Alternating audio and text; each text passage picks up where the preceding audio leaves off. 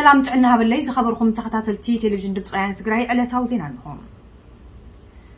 መንግስት ትግራይ ሓደጋ ጥሜት አንጥላሊ ወዝርከብ ህዝብ ትግራይ ንምድሓንን ሰብአዊ ሓገዝ ናብ ተጠቀምቲ ንምብጻሕን ድልውነቱ አረጋጊጽሎም ፋሽስቲ አቢ አሕመድ ዝወልዑ ኩናት በሰላማዊ መንገድ ንምፍታሕ ድማ ቅርብ ከም ዝኾነ አረጋጊጹ መንግስት ትግራይ ንአኺባ አባል ሃገራት ጉጅለ ሸውዓተ አመልኪቱ ኣብ ዘውጽኦ መግለጺ መራሕቲ ሃገራት ጉጅለ ሸውዓተም ኣብ ትግራይ ብዛዕባ ይካየድ ዘሎ ምጽናት ዓሌት አመልኪቶም ቅድሚ ሕዚ ንዘርአይዎ አመራርሓም ተገዳስነትን ጽምዶን በመንዓድ ሕዚ ድማ ኣብ ሃገር እንግሊዝ ክሮንዋል ኣብ ዘካይድዎ አኺባን ጉዳይ ትግራይ ከም ሓደ መዘራረቢ አጀንዳ መሓዞም አሞጊጹ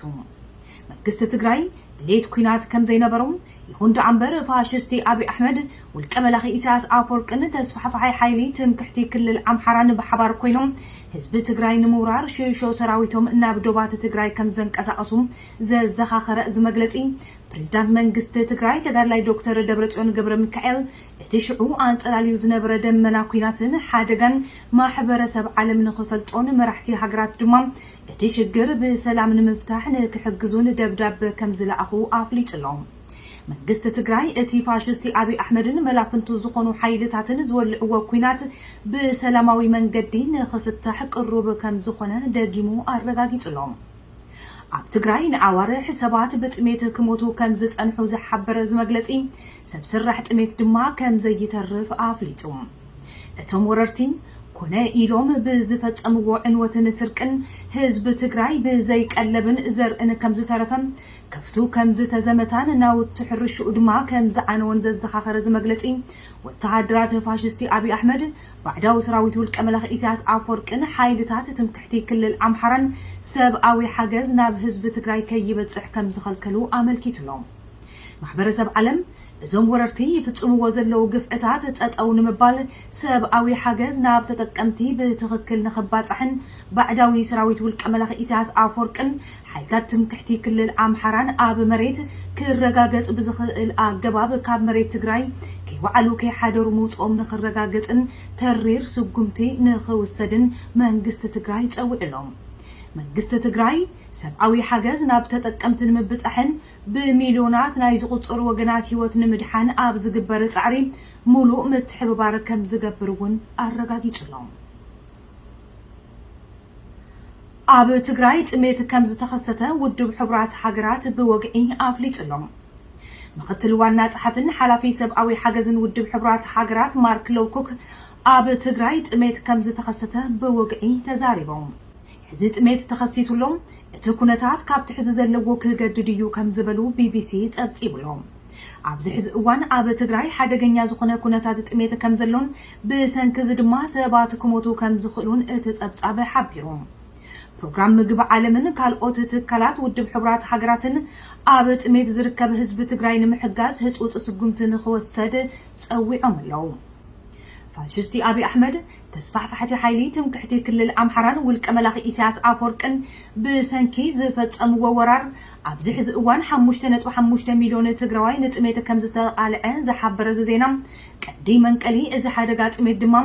እዞም ወረርቲ እኽልን ካልኦት ሃፍትታትን እቲ ህዝቢ ወሪሮም ስለ ዝወሰድዎን ነቲ ዝተረፈ ድማ ስለ ዘቃጸልዎን ከምኡውን ካብ መረበቱ ስለ ዘፈናቐልዎን ትካላቱ ስለ ዘዕነውዎን ከም ዝኾነ ኣመልኪቱ እዚ ከም ዚሉ እናሃለወም ልዕሊ 30,000 ህፃናት ትግራይ ብሰንኪ ጥሜት ክሞቱ ከም ዝኽእሉ ዩኒሴፍ ኣጠንቂቖሎም ትካል መድሕን ህፃናት ውድብ ሕቡራት ሃገራት ዩኒሴፍ ትማሊ ከም ዝሓበሮም ብጥሜት ሰንሰን ዝበሉ 33,000 ዝኾኑ ህፃናት ትግራይ ከም ዘለውን ህይወት እዞም ወገናት ንምሕጋዝ ዘኽእል ሓገዝ ከይቐርብ ድማ እቶም ወረርቲ ፍቓድ ከም ዝኸልከሉን ኣፍሊጦሎም ነዞም ኣብ ኣጸጋሚ ኩነታትን ስፍራን ዝርከቡን ብጥሜት ሰንሰን ዝበሉን ከባቢ 33,000 ህፃናት ሰብአዊ ረድኤት ንምቕራብ ፍቓድ ምንቅስቓስ እንተዘይተረኺቡን መንገዲ እንተዘይተኸፊቱን እዞም ወገናት ብሰንኪ ጥሜት ናይ ምሟት ዕድሎም ሰፊሕ እዩ ክብሉ ወሃቢ ቃል ዩኒሴፍ ጄምስ ኤልደር ተዛሪቦም ኣለዉ እቶም ወሃቢ ቃል ማሕበረሰብ ዓለም ነዚ ኩነታት ስቒሉ ከም ዘይዕዘብ እውን ሓቢሮም እዮም ምክትል ዋና ጸሐፍን ሓላፊ ሰብኣዊ ሓገዝን ውድብ ሕብራት ሃገራት ማርክ ሎውኮክ እቲ ሕዚ ኣብ ትግራይ ተኸሲቱ ዘሎ ጥሜት ኣብ ውሽጢ 10 ዓመታት እቲ ንዓለምና ዘጋጥማ ከቢድ ሓደጋ ከም ዝኾነ ትገልጹ ካልኦት ትካላት እቲ ውድብ ድማ ሰብኣዊ ሓገዝ ንምክፍፋል ዝገብርዎ ጻዕሪ ብወተሃደራት ፋሽስቲ ኣብይን መሻርክቱ ሓይልታትን ከም ዝተዓናቀፈ ኣመልኪቶም ተወካሊ ፕሮግራም ምግቢ ዓለም በወገኖም ትካሎም ኣብ ብዙሕ ከባብታት ትግራይ ሓገዝ ምክፍፋል ከም ዘይከኣልን ቀንዲ ምኽንያት ድማ ፋሽስቲ ኣብይን መላፍንቱ ዝገበርዎ እገዳ ምንቅስቃስ ከም ዝኾነ ገሊጾም ኣለዉ ብሰንኪ እዚ ድማ ሰባት ብጥሜት እናሞቱ ከም ዝኾኑ ምሕባሮም ፍራንስ 24 ጸብጺቡሎም خبر ورچا زي سكالو دموع تاريخ نوت دموع حبرنا زحسس بزلولو حلواتنا دحننتنا بقلص امن فلسفنا زيتوا بحيلي منقد نسحق نسهرو ببلحات نسهرو بعقلي ናብ ካልኦት ዜናታትና ክንሰገር ሰራዊት ትግራይ ኣብ ልዕሊ ጸላእቱ ዘመዝግቦ ዘሎ ተደራራበ ዓወት ተጠናኺሩ ክቕጽልን ትግራይ ሓራ ንምውጻእን ህዝቢ ትግራይ ኣብ ጎኒ ሰራዊት ክስለፍን ደጀን ኮይኑ ኩሉ መዳዊ ሓገዝ ክገብርን ይግባእ ኢሎም ነበርቲ ዞባ ምዕራብ ትግራይ ዝርዝሩ ወኪልና ካብ ሓራ መሬት ከም ስዕብ ኣዋዲዱ ካቀርበልና እዩ لفنتي فكرهم مصنات عليت ካብ ዝውጁ 7 ኣዋርሕ ኣህሊፎም ዘለው ፋሺስት ወልቀ መላኺ አብይ አህመድ ወራሪ ወልቀ መላኺ መንግስቲ ኢሳያስ አፈወርቅን ተስፋታ ኃይሊ መንግስቲ ክልል አምሃራን መሰረተ ልምዓት ትግራይ ከዓኑ እንስሳት በኃይሊ ክሕረዳን ክስረቃን ኢሉውን ደቂ አንስትዮ ኣሕዋትናን አዴታትናን በኃይሊ ክሪስፈራን ንዓደድ ሕማማት ክሳጣሓን ዝገበሩ ኮይኖም እቲ ሕማም ርእሲ ኮይንዎም ዘሎ ሰራዊት ትግራይ እውን ዝቁልቦ ሲኢኑ ፋሕፋሕሉ ክበታተነለዎ ብምባል ኣብ ቆፎ ገባራት ዝነበሩ እኻል ፈቃጽሉውን ክጉሕሉውን ክኢሎም እዮም ኩንበር እዚ ኩነታት ንህዝብን መንግስትን ትግራይ ሓድሽ ዘይኮነት ቅድመ ሕዚ ብሓው ተፈቲኑ ዝሓለፈ ጅግና ብምዃኑ ዝያዳ ክሕርኖ ገይሩዎሎም ብመሰረት እዚ ድማ ሰራዊትና እንተሃሊ እዩ ንሕና ክንህሉ ንኽእል ብምባል ብኣማኢት ዝቁፀራ ንሕርዲ ዝኾና እንስሳት ንሰራዊት ትግራይ ከም ዘወፈዩ ነበርቲ ዞባ ማእኸል ገሊፆም هذا فرضيات الدكتور حول بالأخلاق سلوكه نحن زيدنا تعتنا إلى النظر في الناس ما تغلبنا كنا قدم حديث عوشنا ما يبعثنا بخشتنا بكندنا تعتكنا تشبل هذا نحتنا قيلو لكن نسينا النهي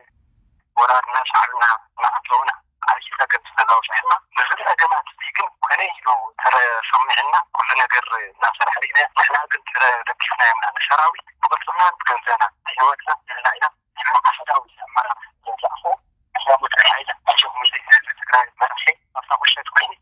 جدن تخليني برسلنا ሕብረተሰብና ንሰራዊት ትግራይ ዘለዎ ክብርን ዝገበ ዘሎ ሓገዝን ዝናኣድዩ ተጠናኺሩ እውን ክቐጽል ኣለዎ ዝበሉ ድማ ኣብ ዞባ ማእኸል እትርከብ ሓንቲ ጣብያ መተሓባበሪ ሎጂስቲክ እንትኾኑ ኣብ ውሽጢ ሓደ ሰሙን ጥራሕ ንሕርዲ ዝኾና ልዕሊ 200 ኣጣል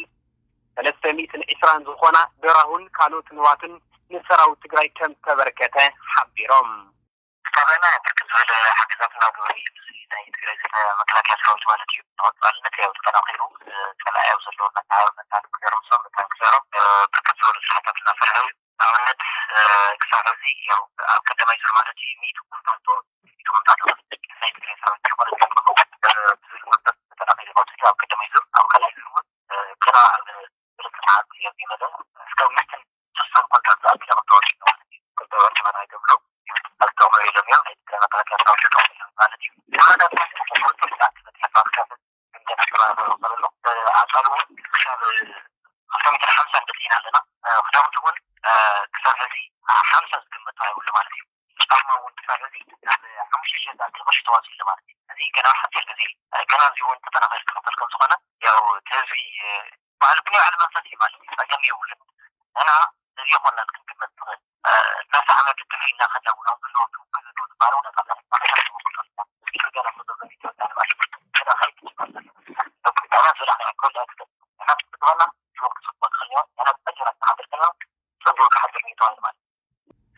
እዚ ኩናት ህዝባዊ ኩናት ብምዃኑ ዕድመ ጸላእትና ክነውሕን ክሓፅርን ዝኽእል بقمصنا امبر كالئ مفتح يبلون زبلو ازوم رئيسو زحاونا نبرتي زوا ماخل كل حزب تግራይ ኣብ ጎኒ ሰራዊት ትግራይ ክስለፍን ደጀን ኮይኑ ከገልግልን ጸዊዖም ትግራይ نحن عليهم يريهم يخليهم يعترض واعتراض ስለሆነ حزبون كصالاي አጣን አንነሲ ከፍቲ እንነሲ ከይብሎ ባይረ ከፍቲ መኪናሱ ሀዲትሁን ከይወንዩ እንቁንዩ ለናይ ማፊትሪ አከተማ ይሁን አገጠር ይሁን አፍላ ህዝብ ትግራይ ራሳንዕወት ገንዘበይ በራየን ተበለ እንደቀናና ሀይና ተናወቲና አዋና ሁሉ ወልተን አዛጠላት አይምሽ ህዝብ ታሪክ ከበረት ባልካ በخالتك بقولتك بالمحرس يكون بكل ነገር ተሰላይኻ በታደላትካ ትሮት ይخلخ ካታደላትካ አንጎ ምን ትሽካ ቢሆን ይخلخ ገንዘብካ ህይወትካ ናይ ወረኻ ነው ትልብክ ትሆናለ አንተ ልብን ከሆንክ ትግሬና ማን ቤት ማን ወጣይም ሰፋንን እሱየት ትመዳ በለኸዙን መረሳና አወት ከንጭበትና ይላልኩ እዚ ከም መርአያ ዝተወሰደ እምበር ዕጥቂ ካብ ሰላእትና ስንቂ ካብ ህዝብና ከም ዝተባሃለ ኣብ መላእ ኩርናዓት ትግራይ ደጀን ህዝብና ተጠናኺሩ ይቀጥል ከም ዘሎ መዓልታዊ ትዕዝብትና እዩ ሃለዋትናን ድሕንነትናን ብቕልጥፍና ወኪል ድምፂ ወያነ ትግራይ ካብ ሓራ መሬት ትግራይ ትስዕር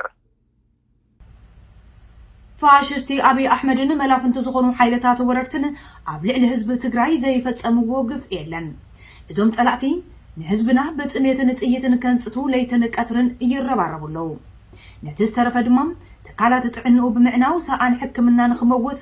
ካልእ ተሪፉም ነቶም ዝቐተልዎም ሰላማውያን ሰባት ከም ንቡር ከይቕበሩ ብምኽልካል ኣዝዩ መነወር ዝኾነ ግብረ እከይ ፈጺሞም ይፍጽሙን ኣለዉ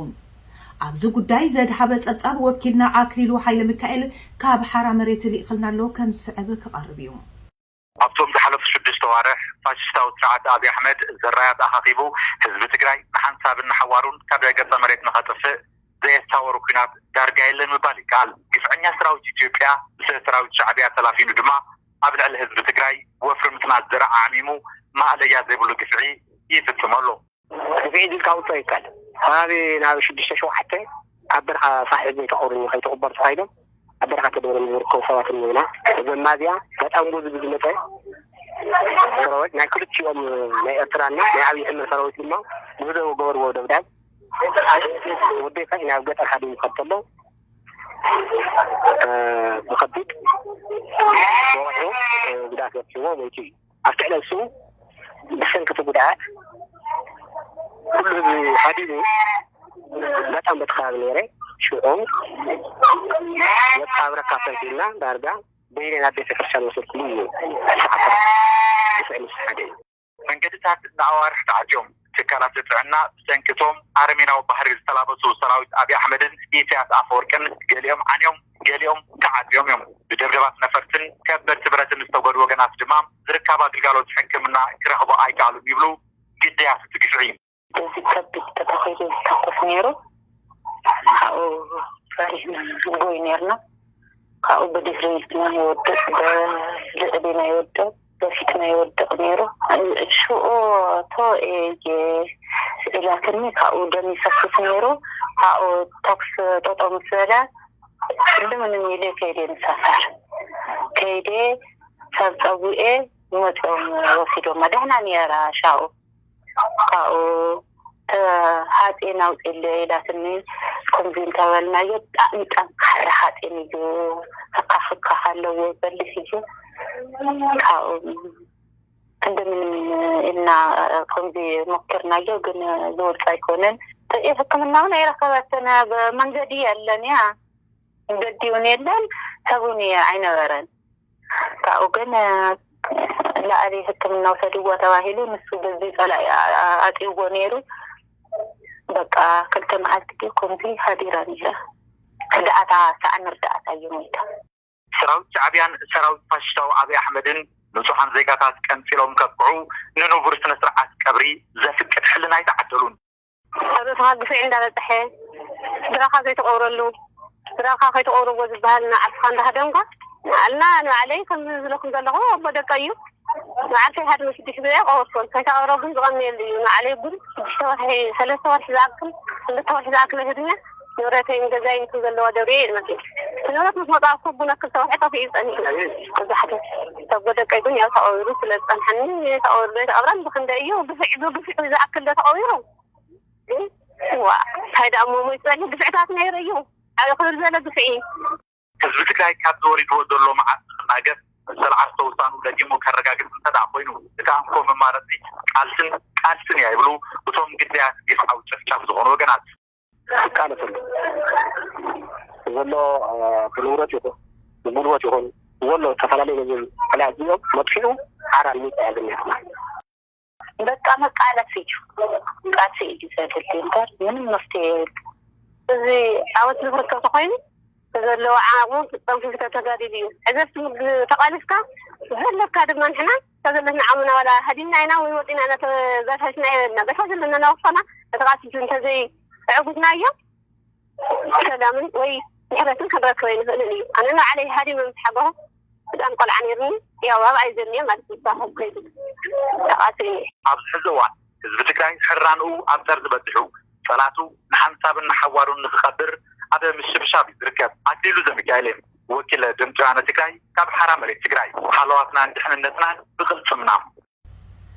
قابل لحزب تግራይ ዝተወልዐ መጽናት ዓሌትን ንምምካትን ህላዊ ህዝቢ ትግራይ ንምርግጋጽን ኣብ ሙሉእ ዓለም ዝርከብ ትግራዋይ ብዝተፈላለየ ኣገባብ ይረባረበሎም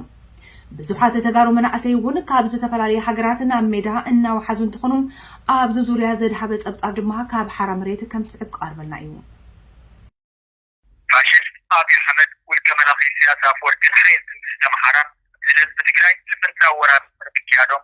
تግራይ ንምጽናት كل من يوقف ዕጣን የካይድ ዘለው ኮይኖም ወለውነን ስልዓት ከምስደሮም ዘይደራደር ውስጥን ወፃን ዝርከብ ትግራዋይ ድማ እቶም ወረርቲ ሓይልታት ንምድምሳስ كل من يوقف أمكياد يركب ካብ ካናዳ መፅኡ ኣብ ጎኒ ሰራዊት ትግራይ ተሰሊፉ ኣንጻርቶም ግፍዓውያን ወረርቲ ዝካለስ ዘሎ መንእሰይ ሮቤል እውን ህዝቡ ንምድሓን በረኻዊ ቃልሲ ኣማራፂ ምዃኑ ኣሚኑ ይካለስ ከም ዘሎ ይገልጽ ኣነ ኣብ ካናዳ የነር ኣብ ካናዳ ዓቤት أو ودي قطعة مثلا لو كندا إلى خيرنا أو أدي سويت وليدة أو كمي توصلنا عمل مدينية نبتدأ من إنفستمنت كثر خير دينية أو زي حدش مندستي زي فاشل طول مندستي مثلا بقى كل نجار تبغى شو زي كثر حكي عنكم أو كوينات متفترة أنا ناو كندا كمندستي خير ميرا جيم كما يزين فاملين كلهم كذا وهذا متحيلين يفوق زي أوردر وده هذه تسوقنا وده بوزحينات ماهرنا وذي هذه فوق تاريخ ونازي تماهر كاو بكل نجار بموز كاو أو زمن كيو إلامن ترى عم تسيرون سكينات بتقرأ تكتير زعتون انتظروا يسال تضر حاوكنات مقانون ما نسيرو بين جيزون في قصي هاي اللونا سدخونه كاو مي فتحاول كنا ديناتنا ذا كنا دي ايدر لنا ينو دين وريرونا جانا سايرو لنا يوم اوجه زري متفق مالتي كاو كل دي تعمي تنكرايو كويناتون أو مثلاً محلي قتينا ندرس إن درجة أو تسهلي مو زي حدش نقدرونه كنا أو تقدر بوجس ثلاثي ويربنا أو كلهم تدرسي سويا اليوم كاتم يورطون يوم كان إحنا كابوتنا ولا إنتين تكاي وروا وضحينا نايم تناسب تدرو تسديو تحرم بعد راوي تكاي ول ሞራላዊ ልዕልናት ሓንቲቱ ሰላቱ ረመት ኮይኑ የካተሎም ከም ዘሎ ተዛሪቡ ኣብ ውሽጢ ዓድን ወፃን ዝነብር ትግራዋይ እቶም ወረርቲ ሓይልታት ክሳብ ዝድምሰቱን መሰል ዓርሰ ውሳነና ዓርሰን ፍደራናን ክሳብ ዝረጋገፅን መኸቱ ክሐይል ድማ ይውዕሎም እዚኣ ውሽጢ ዓዲ ዘሎ መናእሰይ ከትተለዎ እየ ዝብል ብዓቅሚ ዘለዎ ኣብዚ መፅኡ ሰልጢኑ ነበር ኸዮ ተላኢና ክድምስስ ኣለዎ ኣብ ዘበ ዘሎ ብናይ ዲፕሎማሲ ስራሕ ብናይ ፋይናንሻል ድጋፍ እዩ ኣብዚ ኩናቶም ክሳተፍ ኣለዎ ማንም ሰብ ማንም ትግራዋይ ويفتوتي تلاي أو ذا كنا تشاتف الله وميزبط بسلامة صوتي تقصد له تي فاينانشال بيجاس مبارا له أو لمن قصتم أو كندا ديو أو أمريكا ديو تتا أو ذا كنا تزيها مولو أتنشنهم مولو حيلهم أو ذا كقبر له سرحشتهم ولا جريفهم تبعي نفاق كتوتا الله ما يكون تقوى علم ذلو إعلام كون الله كما تيوان حاجات كان مدوار بالسنة وطري ناو حرام مريد تقوى نزيهم دار تنوررتي اتكاو كال تزكاينو دياسبورا تقارو يوسكم ذلوون المفلات تخايلهم حالواتنا حننتنا نوالتنا وكيفتم زيانة تقراي كاب حرام مريد تقراي تسعر خبر وزبانا ورجع زي سكالو دموغي تاريخنا ودموغي حبرنا زيحسس بزلولو ሃልዋትናን ድሕንነትናን ብቕልጽምን فلسفنا زيطوى بحيلي منقد نتحكم نسهرو ببلحات نسهرو بعقلي زيناتاتنا حزون النعطل اليوم ሳላዕቱ ብጻዕሪ ሓረስታይ ትግራይን ካብ መንግስቱ ይግበረሉ ዘነበረ ኩለ መድያዊ ሓገዝን ሕርሻ ትግራይ ዓበይቲ ምምሕያሻት እናርአዩ ከም ዝነበሩ ዝፍለጥ እዩ። ኣብ ዞባ ደቡብ ትግራይ ወረዳ ዓላጀ ዘለው ገባራት ቅድሚ ወራረ ጸላኢ ካብ ዓውዲ ክሳብ 100 ኩንታል ይረኽቡ ከም ዝነበሩ ለሙግናም መሬቶም ድፋዕቶም ወረርቲ ከም ዝኾነ ብጓሂ ይዛረቡ። ቢቢሲ ትግርኛ ብዛዕባ ህልው ኩነታት ሓረስቶት እቲ ከባቢ ዘዳለወ ጸብጻብ ከም ስዕብ ዳህሲስና የለና። ሓረስቶት ትግራይ ኣብ ዝናይ ለም ዘበን ክራማት ከይሓርሱ በወታደራት ፋሽስት አብይ አሕመድ ፍሉይ ሓይልን ምልሻን ተስፋሕፋሕ ሓይሊ ትምክሕቲ ክልል ኣምሓራን ዕሱብ ባዕዳዊ ሰራዊት ውልቀ መላኽ ኢሳያስ ኣፈወርቅን ከም ዝተኸልከሉ ይገልጹ። ኣብ ዞባ ደቡብ ትግራይ ኣብ ወረዳ ኣላጀ ዓጸላ ዝተባሃለ ዓዲ ነበራይ ዝኾኑ ወዲ 60 ዓመት ሓረስታይ ኣይተ ገብረ ማርያም ኣቦ 6 ስድራ እዮም። ቅድሚ ሕዚ ኣብነታዊ ሓረስታይ ተባሂሎም ይሕረዩን ይሽለሙን ነይሮም። ካብ ሓደ ዓውዲ ካብ 30 ክሳብ 100 ኩንታል ይረኽቡ ከም ዝነበሩ ኣብዚ እዋን ግና ጥሪቶም ኩሉ ስለዝተዘመተ ኣይኮነን ማሕረስ ዝበልዕዎ ጥር ዝብል ምግቢ እኳ ከም ዘይብሎም ሕረር እናበሉ ይውግዑ። እዞም ሓረስታይ ሕዚ ዘለውሉ ኩነታት ምስትሕሉፍ ምዝማድ ከም ስዕብ ይገልጹ። መስኖ ሞተር ለነብርኒ ካብ ሞዴል ስለዝነበርኹ ሕዚ ደለኽዎ ነጻጽር ልምውጋዕ አጸጋም እዩ። ሕዚ ኣሽምባይ ንኻልእ ንዘርኢ ንዛ ኣፍና ትብላዕ እኳ ይብልናይ። ሕዚ ድግበር ነገር ስለደየለ ምናልባት መንግስት እንድሕር መጽኡ መንግስት ዘርኢ መዳበርያ ተምጽኡለይ ካሽዑ ሓርሰ ይቀላቀል ኣለኹ እየ ይብሉ። ከምቲ ንቡር ሓረስታይ ትግራይ ኣብ ወርሒ ታሕሳስ ዓውዲ ምስ ኣከበ ካብ ወርሒ ጥሪ ጀሚሩ እዩ ግራውቱ ምልስላስን ምሕራስን ዝጅመር። ሎሚ ግን ብሰንኪ ፋሽስቲ ኣብይ ምስ መላፍንቱ ብምውዳድ ዝፈጸሞ ወራርን ኣብቲ ከባቢ ዘሎ ሓይልታት ትምክሕቲ ክልል ኣምሓራን ባዕዳዊ ሰራዊት ውልቀ መላኺ ኢሳያስን ነቲ ግራውቲ ድፋዕ ስለ ዝገበርዎን ሓረስታይ ክሓረስ ከም ዘይፍቀደሉ ኣይተ ገብረ ማርያም ይገልጹ። ካብቲ ከባቢ ፈንተት ልበለ ን1 ኪሎ ሜትር ድረሓቐቶ ኮይኑ ሓረስታይ ድሕሪ 4 ሰዓት ረፋድ ማሕረስ ይጅምር ሞ ድሕሪ 6 ሰዓት ይንቀሳቀስ ብምባል ሓረስታይ ኣብ ራዕድን ፍርሕን ከም ዝርከብ ይሕብሩ። እዞም ወረርቲ ማሕረስ ምኽልካል ጥራይ ዘይኮነስ ጥሪትን ንብረትን ትገባር እውን ከም ዝዘመቱ ኣይተ ገብረ ማርያም ይዛረቡ። እዞም ሓይልታት ወረርቲ ኣብቲ ከባቢ ምህላዎምን ዘይምህላዎምን እናጸናጸኑ ኣብ ዝቕነ ክሓርሱ ዝፍትኑ ዘሎ ሓረስቶት እቲ ወረዳ ከም ልሙድ ዝዘርእዎ ምሩጽ ዘርኢ ኮነ መዳበርያ ተዘይለዎ እኳ ለውጢ መጽ ይኾን ብዝብል ተስፋ ማሕረስ ይፍትኑ ከም ዘለው ይዛረቡ። ኣብ ርእሲ እዚ ሓረስታይ ንዕዳጋ ኸይዱ ተረጋጊዑ ስርሑ ከሳልጥ እውን ስግኣት ከም ዘለዎ ይገልጹ። ሰበይቲ ኸይዳ ኸይትሽምት ምስቲ ኩነታት ኣይጥዕሚ ሰብኣይለ ዳርጋ ኣይወፍሪ እቲ ህዝቢ እግዚኣብሔር ድገብሮ ኣይፈልጥ እሞ ንሓርስ እዩ ድብል እቲ ገዛና ቀትሪ ይኹን ለይቲ ማዓረኡ ኩሉ ለውጥ የውሊ ለይቲ እያኒሃ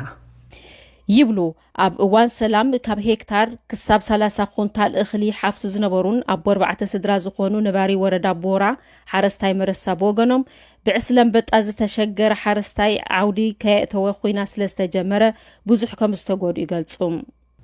ኣብዚ ሰሙን ዝናብ ምስ ጀመረ ገሊኡ ብዕራይ ለለዎ ምሕራስ ጀሚሩ ዳኣመይ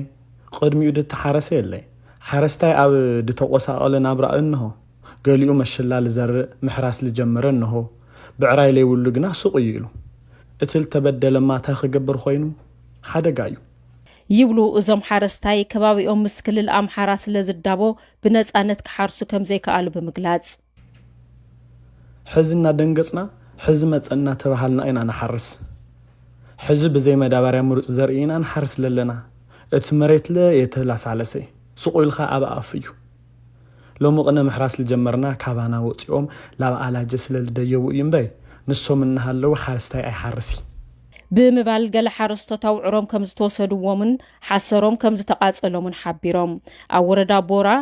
ዕሱብ ባዕዳዊ ሰራዊት ውልቀ መላኺ ኢሳያስ ኣውዕር ከም ዝወረሰ ጥሪት ሓሪዱ ከም ዝበልዐን ኣኻይሽ ቀዲዱ ጣፍ ናብ ሓመድ ከም ዝነስነሶን ተዛሪቦም ወታደራት ፋሽስት ኣብይ ናይ ምልሻ ብረት ኣበይኒኦ እናበሉ ንገባራት ከም ዘሳቀዩ ብምግላጽ ኣብ ከባቢና ብዙሓት ሓረስቶት ተቐቲሎም እዮም ኢሎም ኣብ ገጠራት ገለበዳ ተንቤን ወርዒ ዓዴት ዕዳጋ ዓርቢ ፈረስማይ እንትጮ ነበለት እምባስነይቲ ሓውዜን ሓረስቶት ግራውቶም ከይሓርሱን ከየለሳልሱን ከም ዝተኸልከሉ ቢቢሲ ገሊጹ ባዕዳዊ ሰራዊት ውልቀ መላኺ ኢሳያስ ሓረስቶት ግራውቶም ንከይሓርሱ ነቲ ግራውቲ ፈንጂ ከም ዝተኸለሉ ድማ እቲ ጸብጻብ ሓቢሩ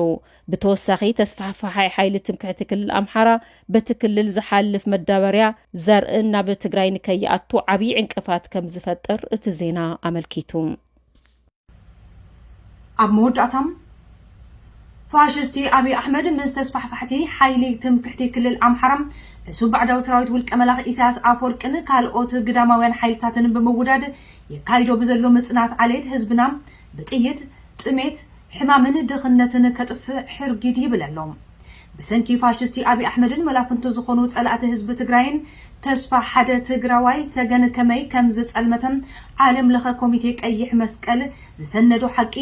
SBS ዝተባሃለ ትካል ቴሌቪዥን ኣውስትራልያ ድማ ብኸምዚ ኣቃሊሕዎሎም ላብዓቲ ወፂና ብሰንኪ ጦርነት ገጢምና ላብዓቲ ልዕሊ 3 ወርሒ በዓቲ ተቐሚጥና ብቓሉ መሻሕሻሕ ኢና ኣብዚ ወፂና እኽሊ ነበረና ገዛና ሓሪምና ልሞት እውን ልዕሊ 5-6 ሰብ ሞይቶም ልቓብር ለዓርሱር ለይትዮም ተቓቢሮም እትረይኮን ተቓቢሮም መብራህቲ መጥሓን ኩሉ ዚ የለይ ኣብታ ዓዲ ነበረ ሕክምና እውን የለይ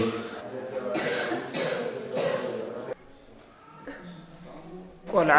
ወዲ 14 ዝቆልዓ ዚ ሻምናይ ክፍሊ መሃር ነይሩ ቆልዓ ጠንካራ ቆልዓ ነይሩ ካሊ ክበጽሒ የናበለ ነይሩ ብሰንኪ ትርእይዎ ኣለኹም ብሰንኪ ጥሜት ብሰንኪ ማይ ረሃብ ብሰንኪ ኩሉ ላብዚ ሕማም ዚ በፂሑ እምበይ ቆልዓ ኣንበሳ ዝኾነ ቆልዓ ነይሩ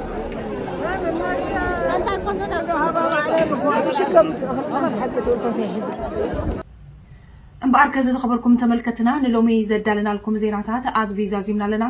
ኣብ ካልኦት ተመሳሰልቲ ዛዕባታት ተመሊስና ክንጋንኢና ክሳብ ሽዑ ሰላም ሃልዋትና ንድሕንነትና ንብቕልጽምና ትግራይ ትስዕር